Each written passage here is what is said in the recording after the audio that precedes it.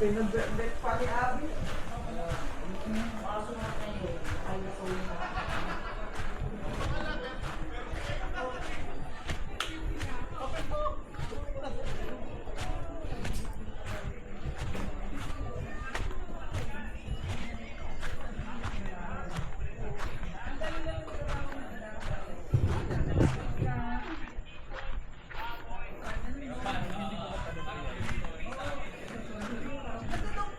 Kaso ang problema, nag-iingay na si Miguel kasi hindi kasi seryoso sa laban.